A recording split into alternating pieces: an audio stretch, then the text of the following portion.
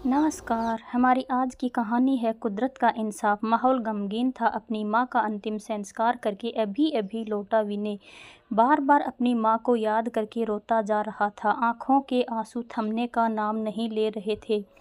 रह रह कर अपनी माँ की आवाज़ उसके कानों में गूंजने लगती और वह इधर उधर देखने लगता। फिर रोते हुए बोला, आज सुबह ही माँ ने डॉक्टर के पास ले जाने को कहा था, लेकिन मैंने ही यह कहकर मना कर दिया कि आज मुझे ज़रूरी काम से बाहर जाना है।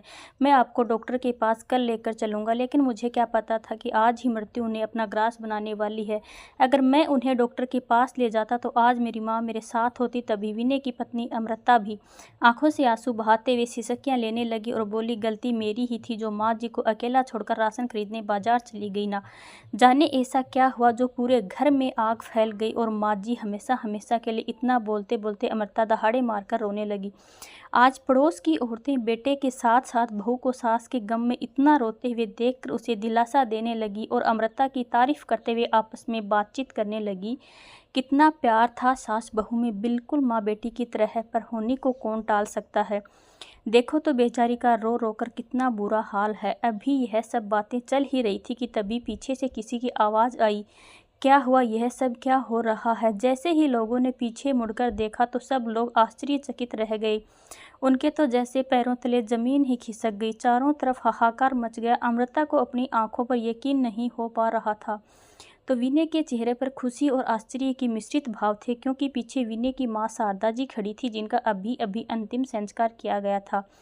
चलिए आपको बताते हैं कि जिस माँ का अंतिम संस्कार कुछ देर पहले विनय ने अपने हाथों से किया था, आखिर वह सबके सामने सही सलामत कैसे खड़ी थी। विनय शारदा जी की इकलौती संतान। पति की मृत्यु होने के बाद आर्थिक स्थिति अच्छी ना होने के बावजूद भी शारदा जी ने उसे बहुत अच्छी शिक्षा दी। अपना सुख सुविधा सब त्याग कर उसकी आंखों में पले रहे सपनों को पूरा करने की कोशिश की। विनय भी इस बात को जानता था और अक्सर अपनी माँ से कहता कि जीवन के किसी भी मोड़ पर मैं आपको अकेला नहीं छोड़ूंगा, हमेशा आपका ध्यान रखूंगा, आपको हर सुख सुविधा देने की पूरी कोशिश करूंगा। धीरे धीरे समय बीतने लगा। पढ़ाई लिखाई पूरी होने के बाद विनय को अच्छी नौकरी भी मिल गई और वह दिन भी जल्दी ही आ गया जब अमृता विनय की जिंदगी में उसकी पत्नी बनकर आई। शारदा जी ने अपनी बहू को खूब लाड प्यार किया। उनकी कोई बेटी नहीं थी, इसलिए अपनी बेटी के हिस्से का प्यार भी उन्होंने अपनी बहू को दिया। अमृता भी इस घर में आकर बहुत खुश थी, लेकिन ऐसा केवल कुछ ही दिनों तक चला, क्योंकि अमृता को या तो अपनी माँ के साथ फ़ोन पर बतिया अच्छा लगता था बात करना, या फिर अपनी सहेलियों के साथ पार्टी या शॉपिंग पर जाना। अपने ऊपर पैसे खर्च करना, नई नई ड्रेस खरीदना उसे बहुत पसंद था। लेकिन जब भी शारदा जी अपनी बहू अमृता को कोई काम करने को कहती तो उसे परेशानी होने लगती। घर गृहस्थी की जिम्मेदारियों से उसका कोई सरोकार ही नहीं था। अब उसे अपनी सांस में केवल बुराइयां ही नजर आती थी। अक्सर फ़ोन पर अपनी सहेलियों को भी यही बात कहती कि ना जाने मैं कैसी जगह आ पड़ी हूँ, यहाँ तो हर किसी को बस अपने से मतलब है, मैं तो बस पूरा दिन काम करती रहूँ। यह लोग तो यही चाहते हैं, बहू के नाम पर मुफ्त की नौकरानी चाहिए थी इन लोगों को। सारा दिन चूल्हे चौके में सड़ती रहूँ, मेरी अपनी जो कोई ज़िंदगी है ही नहीं। कभी कभी तो मन करता है कि कहीं जाकर मर जाऊँ। शारदा जी समझ पा रही थी कि उनकी बहू काम करने में ज़्यादा दिलचस्पी नहीं लेती, उसे कोई ज़्यादा परेशानी ना हो, इस कारण वह खुद ही घर के काम की सारी जिम्मेदारियां संभाल लिया करती थी। बढ़ती उम्र के चलते उन्हें काम करने में मुश्किल होती थी, इसलिए अपनी बहू को केवल अपनी मदद के लिए कभी कभी आवाज़ लगा देती। उस पर भी अमृता चीर जाती थी और अक्सर गुस्से में बड़बड़ा रहती थी कि इस घर में आकर तो मेरी ज़िंदगी बर्बाद हो गई है। बहू के इस तरह के व्यवहार से परेशान होकर शारदा जी ने उसे कोई काम कहना ही छोड़ दिया था। धीरे धीरे समय बीतने लगा, लेकिन अमृता के व्यवहार में कोई परिवर्तन नहीं आया। विनय भी अपनी पत्नी के बर्ताव से परेशान था, लेकिन जब भी उसे समझाने की कोशिश करता तो अमृता उसी समय कलह शुरू कर देती। इसलिए मजबूर होकर उसने घर के काम करने के लिए एक काम वाली बाई को रख लिया, जिससे खर्च का अतिरिक्त भार भी विनय पर पड़ गया, जिस कारण वह अपनी पत्नी को उसके नाजायज खर्चों के लिए पैसे नहीं दे पाया। लेकिन कुछ दिन बीते तो अमृता ने डायमंड नेकलेस लेने की जिद पकड़ ली, लेकिन विनय उसे टाल रहा। परेशान होकर अमृता ने अपनी माँ को फ़ोन करके इस बारे में बताया और कहा, माँ, जब से शादी करके इस घर में आई हूँ मैं तो परेशान हो गई हूँ, ना जाने कैसे भिखारियों से पाला पड़ा है। तुम्हारे दामाद से तो मेरी एक डिमांड तक पूरी नहीं की जाती।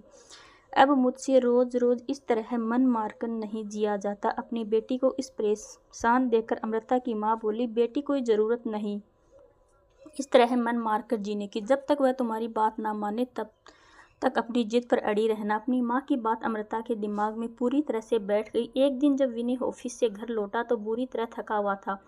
घर आकर जैसे ही अपना ब्रीफ केस रखा तो सामने अपनी पत्नी अमृता का गुस्से से फुला हुआ चेहरा देखा।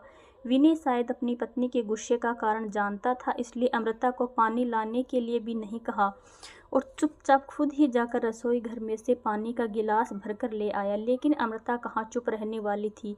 चिल्लाते हुए बोली, तुम्हें मालूम भी है कि आज मेरी किट्टी पार्टी में कितनी बेइज्जती हुई। मेरी सारी सहेलियां अपने डायमंड के गहने एक दूसरे को दिखा रही थी और मैं पिछले 6 महीने से तुमने हीरे का हार मांग रही हूँ, वह भी तुमसे लाकर नहीं दिया गया। हद होती है कंजूसी की। मैंने इतनी बड़ी चीज़ भी नहीं मांग ली थी कि तुम पूरी ही ना कर सको। मैं तुम्हें बता देती हूँ, अगली बार जब मैं किट्टी पार्टी में जाऊंगी तो अपना हीरों का हार ही पहनकर जाऊंगी। अमृता ने गरजते हुए कहा तो विनय ने उसे प्यार से समझाते हुए कहा, देखो अमृता, अभी मेरे पास इतने पैसे नहीं हैं। माँ बीमार रहती है, उनकी दवाइयों का भी खर्च होता है और फिर अब काम वाली बाई लगाने के बाद खर्च और भी बढ़ गया है। जब मेरे पास कुछ पैसे होंगे तो मैं खुद ही तुम्हें तुम्हारी पसंद की ज्वेलरी दिलवा दूंगा। अपने पति की बात सुनकर अमृता उस समय चुप रह गई और डायमंड नेकलेस के सपने देखने लगी। लेकिन अगले ही दिन जब विनय ऑफिस से घर लौटा तो उसका मुंह लटका हुआ था। दरअसल पिछले 2 महीने से उसका टारगेट पूरा ना हो पाने के कारण उसके बॉस ने उसे अच्छी खासी फटकार लगा दी और अपने जूनियर्स के सामने अपना अपमान होते देख विनय से रहा नहीं गया और उसके अपने अपने बॉस से बहस हो गई, जिसके चलते उसे कंपनी से निकाल दिया गया। विनय को उदास देखकर शारदा जी ने उसे अपने पास बैठाया और उससे पूछने लगी, क्या हुआ बेटा विनय, तुम इतने परेशान क्यों हो। तभी विनय ने बताया कि उसे कंपनी से निष्कासित कर दिया गया। फिर बोला, दरअसल माँ, पिछले कुछ महीनों से घर का माहौल ही कुछ ऐसा चल रहा था जिस कारण मैं अपने काम पर पूरा ध्यान नहीं दे पाया और टारगेट पूरा नहीं हो पाया, जिस कारण बॉस मुझे खरी खोटी सुनाने लगे। लेकिन मैं भी कैसे बर्दाश्त करता। गुस्से में मैंने भी उन्हें 2 बातें बोल दी। इसी वजह से मुझे कंपनी से निकाल दिया गया है। लेकिन माँ, चिंता करने की कोई ज़रूरत नहीं है, मुझे जल्दी ही कहीं और इससे भी अच्छी नौकरी मिल जाएगी। ऐसा कहकर विनय उदास भाव से अपने कमरे में चला गया और शारदा जी सोच में पड़ गई कि आखिर घर का खर्च कैसे चलेगा, क्योंकि विनय के पास कोई जमा पूंजी भी नहीं थी। जैसे तैसे करके उसने पैसे इकट्ठे किए थे, उन पैसों को उसने यह घर खरीदने में खर्च कर दिया था। अपने बेटे की चिंता शारदा जी को खाई जा रही थी। उधर जब विनय ने अपनी नौकरी छूटने की बात अमृता को बताई तो अमृता सिर पकड़कर बैठ गई, यह सोचकर कि अब वह अपने शौक कैसे पूरे कर पाएगी। फिर विनय ने अपनी मजबूरी बताते हुए अपनी पत्नी से कहा, अमृता, ऐसी स्थिति में मुझे तुम्हारी मदद की ज़रूरत है। तो अमृता हैरान होते हुए बोली, भला मैं आपकी क्या मदद कर सकती हूँ। विनय बोला, तुम अगर चाहो तो मेरी मदद कर सकती हो। इस पर अमृता प्रश्नवाचक निगाह से उसकी ओर देखने लगी तो विनय बोला, अगर अगले महीने तक मेरी नौकरी ना लगी तो घर का खर्च चलाना मुश्किल हो जाएगा। ऐसे हालात में हम लोग काम वाली बाई का खर्चा अफोर्ड नहीं कर सकते, तो तुम कुछ दिनों के लिए माँ के साथ घर का काम संभाल लो, क्योंकि इस समय एक एक पैसा बचाना हमारे लिए ज़रूरी है। विनय की बात सुनकर अमृता नाक भौं सिकोड़ती हुई बोली, लेकिन तुम जानते हो कि मुझसे यह सब काम नहीं होते। बड़ी मुश्किल से मैं अपने लिए कुछ समय निकाल पाती हूँ। तो विनय बोला, अमृता, जब मेरी अच्छी नौकरी लग जाएगी तो तुम जो मांगोगे वह तुम्हें ला कर दूंगा। सिर्फ 1-2 महीने के लिए एडजस्ट कर लो प्लीज़। विनय की यह बात सुनकर अमृता घर के कामों में अपनी सासू माँ का हाथ बटाने के लिए राजी हो गई। 1 सप्ताह बीत चुका था, लेकिन विनय को बहुत कोशिश करने के बाद नई नौकरी नहीं मिल पा रही थी। उधर शारदा जी जैसे ही दोपहर का खाना पकाने के लिए रसोई घर में गई तो फर्श पर पानी गिरा होने के कारण अचानक उनका पैर फिसल गया और जोर से ज़मीन पर गिर गई। विनय ने उनके चिल्लाने की आवाज़ सुनी तो तुरंत दौड़ा दौड़ा आया और अपनी पत्नी की मदद लेकर शारदा जी को किसी तरह बिस्तर तक लेकर आया। लेकिन शारदा जी दर्द से कराहती जा रही थी और धीरे धीरे दर्द असहनीय हो गया। उनकी हालत खराब जानकर विनय उन्हें डॉक्टर के पास ले गया। डॉक्टर ने मालूम पड़ा कि उनकी बाजू की हड्डी में हल्का फ्रैक्चर आया है। उनकी कमर में भी बहुत ज़्यादा दर्द हो रहा था, जिस कारण डॉक्टर ने उन्हें कुछ समय के लिए बेड रेस्ट करने को कह दिया। नौकरी छूटने और माँ की चोट से विनय बहुत ज़्यादा परेशान हो गया था। अब उसका खर्च और भी ज़्यादा हो गया, लेकिन उससे भी ज़्यादा परेशान हो गई अमृता, क्योंकि एक और तो काम वाली बाई चली गई थी, तो दूसरी ओर उसकी सासू माँ, जो सारा दिन घर पर काम वाली बाई की तरह काम करती रहती थी, बिस्तर पर बैठ गई। अब खाना पकाना, साफ सफाई, बर्तन और कपड़े धोना, सारे कामों की जिम्मेदारी अमृता पर आ चुकी थी। साथ ही साथ उसे शारदा जी के सारे काम भी करने पड़ गए। हालांकि शारदा जी अपनी लाठी के सहारे से बाथरूम तक तो जैसे तैसे चली जाती थी, लेकिन उन्हें हाथ में खाना देना, दवाइयाँ देना और उनके छोटे छोटे काम अमृता को मुसीबत लगते थे। विनय अक्सर नौकरी की तलाश में सुबह सुबह निकल जाता था और बच्चों को भी स्कूल जाना होता था, इसलिए अमृता को सुबह सुबह उठना पड़ता था। एक दिन सुबह जब नाश्ता पानी निपटा कर जैसे ही अमृता अपने कमरे में जाकर बैठी, तो अपनी माँ से फ़ोन पर बातें करने लगी। माँ, तुम जानती नहीं मेरे सिर पर कितनी बड़ी मुसीबत आ गई है। सारा दिन काम वाली बाई की तरह काम में जुटी रहती हूँ, एक पल को भी मैं चैन नहीं है। नौकरानियों से भी बदतर हालत हो गई है आपकी बेटी की। अभी अमृता अपनी माँ से फ़ोन पर बातें ही कर रही थी कि तभी शारदा जी की आवाज़ आई, बहू मुझे एक कप चाय तो बनाकर देना, बहुत ठंड लग रही है। अपनी सासू माँ की बात सुनकर अमृता अपनी माँ से कहने लगी, क्या बताऊँ माँ, ना जाने कब ठीक होगी मेरी सासू। अब तो इतने दिन हो गए हैं, फिर भी अभी तक बिस्तर पर ही पड़ी है। मुझे तो लगता है इन्हें कोई चोट वोट नहीं आई है, यह तो बस चोट का ड्रामा कर रही है। ना जाने कब उठेगी। सारा दिन घर का काम करते करते मैं तो पागल ही हो जाऊंगी, और यहाँ यह महारानी पूरा दिन बिस्तर पर आराम फरमा रही है। माँ बेटी में ये बातें हो रही थी कि फिर से शारदा जी की आवाज़ आई, अमृता बहू, बाकी का काम हो गया हो तो मुझे भी चाय नाश्ता दे दो, बहुत भूख लगी है। सासू माँ की आवाज़ सुनते ही फ़ोन रखकर अमृता गुस्से से उठी और पैर पटकते हुए किचन की ओर चली गई। जलते भूते हुए उसने चाय बनाई और साथ में 2 रोटियां रखकर अपनी सासू माँ के सामने पटकते हुए बोली, थोड़ी देर सब्र नहीं रख सकती थी क्या? आखिर मैं भी तो इंसान हूँ, सुबह से काम करते करते थक गई। अगर थोड़ी देर के लिए अपने कमरे में जाकर आराम करने लगी तो कौन सी बड़ी मुसीबत आ गई थी। बहू की तीखी बातें सुनकर शारदा जी आंखों में आंसू लिए बोली, बहू मुझे भी बार बार तुम्हें परेशान करना अच्छा नहीं लगता, लेकिन क्या करूं, मजबूरी के कारण मैं बिस्तर पर पड़ी हूँ।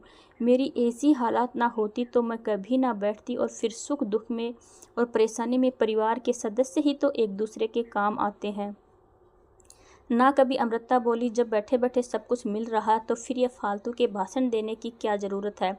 थोड़ी ही देर में अमृता के फ़ोन की घंटी फिर से बज उठी। फिर से उसकी माँ का फ़ोन आया था, बेटी अमृता, तेरी हालात देख देख कर तो मुझे तेरी चिंता खाई जा रही है, कितना परेशान झेलनी पड़ रही है मेरी बच्ची को। तभी अमृता बोली, क्या करूँ माँ, एक तरफ तो पैसे की तंगी और दूसरी तरफ दिन भर मैं इस महारानी के नखरे झेलती हूँ। समझ नहीं आता किस तरह अपनी सास से छुटकारा पाऊँ। अगर मैं इन्हें वृद्धाश्रम भेजने की बात कहूँगी तो तुम्हारे दामाद इस बात को कभी मंजूर नहीं करेंगे। तुम ही बताओ इस समस्या का क्या समाधान है।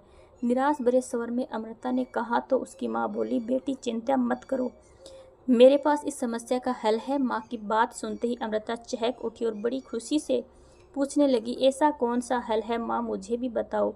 तो उसकी माँ बोली, मेरे पास एक समाधान है जिससे तुम्हारी सारी मुश्किलें हल हो जाएंगी, जिससे एक ही तीर से 2 निशाने लग जाएंगे। क्या मतलब माँ, मैं समझी नहीं। अमृता बोली तो उसकी माँ ने कहा, अरे बेटा, अगर तुम अपने सास से छुटकारा पाना चाहती हो तो उसे अपने रास्ते से हटा क्यों नहीं देती, तुम्हारी सारी मुश्किलें आसान हो जाएंगी ना।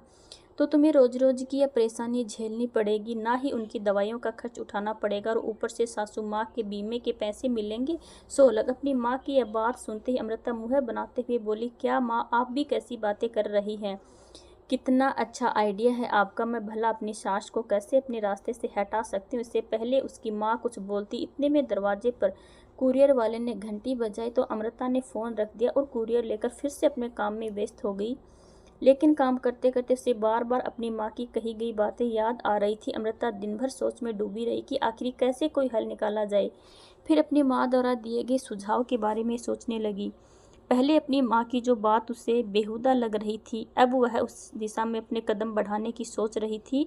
उसे ऐसा लगने लगा था कि ऐसा कोई कदम उठाकर वह अपनी सारी परेशानियों से आज़ाद हो जाएगी। बहुत सोचने के बाद उसे एक आइडिया आया। अगले दिन सुबह हुई तो शारदा जी ने अपने बेटे से कहा, बेटा आज डॉक्टर को दिखाने जाना है। तो विनय बोला, माँ आज तो मैं नहीं जा सकता, आज मेरा इंटरव्यू है और मुझे लगता है कि आज बात बन जाएगी, मैं आपको कल डॉक्टर को दिखाने ले चलूँगा।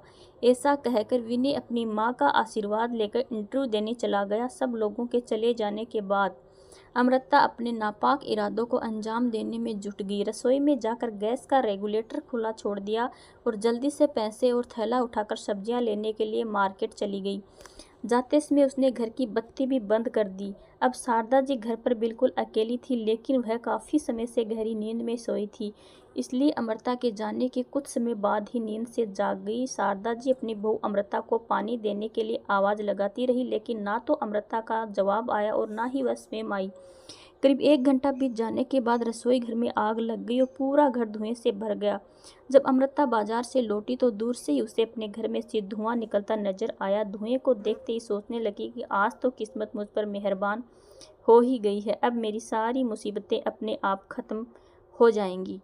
ना तो सासू माँ की रोज रोज की किटकिट की सुनाई पड़ेगी और ना ही दिन भर काम करना पड़ेगा। बीमे के जो लाख रुपए आएंगे वो अलग, लेकिन उसने अपनी खुशी चेहरे पर नहीं आने दी। अपने घर की ओर दौड़ते हुए उसने जोर जोर से चिल्लाना शुरू कर दिया। थोड़ी ही देर में आसपास के लोग इकट्ठा हो गए और अमृता फूट फूट कर रोने लगी। ऐसा ढोंग करने लगी जैसे उसे अपनी सास की कितनी परवाह है, और सासू माँ की फिक्र का नाटक करते हुए घर की ओर दौड़ने लगी तो लोगों ने उसे अंदर जाने से रोक लिया। उसी समय विनय भी घर वापस लौट आया।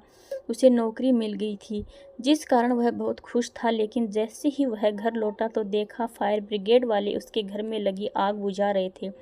घर के बाहर भीड़ ही भीड़ लगी हुई थी। अमृता जोर जोर से रो रही थी, चिल्ला रही थी और बार बार चिल्लाते हुए बोल रही थी, कोई मेरी सासू माँ को बचा लो। उसकी यह बात सुनते ही विनय के हाथों से मिठाई का डिब्बा छूट गया और कांपते स्वर में बोला, अमृता आखिर हुआ क्या है और माँ कहाँ है? तो अमृता ने रोते हुए घर की ओर इशारा करते हुए बताया कि माँ घर में है। इतना सुनते ही माँ माँ पुकारते विनय घर की ओर दौड़ा, लेकिन तब तक बहुत देर हो चुकी थी। घर में लगी आग को तो बुझाया जा चुका था, लेकिन जैसे ही सब लोग अंदर गए तो देखा कि अंदर एक वृद्ध महिला की लाश पड़ी हुई थी, जो पूरी तरह से आग में झुलस चुकी थी। यह सब देखते ही विनय के दुख का ठिकाना ही नहीं रहा। माँ चिल्लाते हुए विनय जोर जोर से रोने लगा तो दूसरी ओर अमृता भी ऐसे ही चिल्लाए जा रही थी जैसे उसकी दुनिया ही लूट गई हो।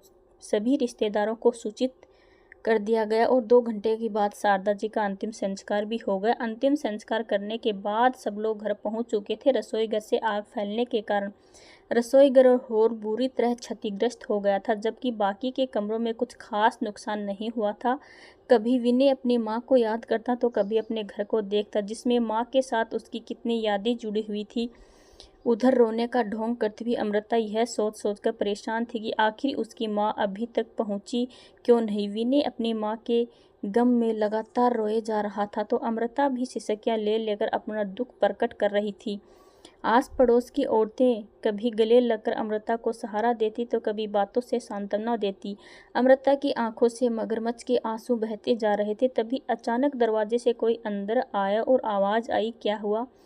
यह सब क्या चल रहा है? यह आवाज़ सुनते ही लोग पीछे मुड़ मुड़ कर देखने लगे, लेकिन जिसने भी देखा तो देखते ही रह गए। अचानक सब लोगों में हाहाकार मच गई। जैसे ही विनय ने पीछे मुड़कर देखा तो उसकी हैरानी का ठिकाना ना रहा, क्योंकि वहाँ और कोई नहीं बल्कि स्वयं शारदा जी की खड़ी थी। उन्हें देखते ही विनय जोर से चिल्लाया, माँ, और दौड़ते हुए अपनी माँ के गले से लग पड़ा। शारदा जी को अपने सामने खड़े देख उनकी बहू अमृता की आंखें फटी की फटी रह गई। वह तो लगभग चक्कर खाकर गिरने ही लगी थी। उसे समझ नहीं आ रहा था कि आखिर ऐसा कैसे संभव हुआ। जिस माँ का अभी अंतिम संस्कार करके वह घर लौटे थे, वह माँ आखिर उनके सामने सही सलामत जीती जागती कैसे खड़ी है? और यदि शारदा जी यहाँ खड़ी है तो जिस महिला का उन्होंने अंतिम संस्कार किया था वह महिला कौन थी? इस सवाल का जवाब जानना बहुत जरूरी हो गया था। दरअसल हुआ यूं था कि जैसे ही अमृता रेगुलेटर खुला छोड़कर बाजार के लिए निकली थी, उसके ठीक 2 मिनट बाद ही दरवाजे की घंटी बजी।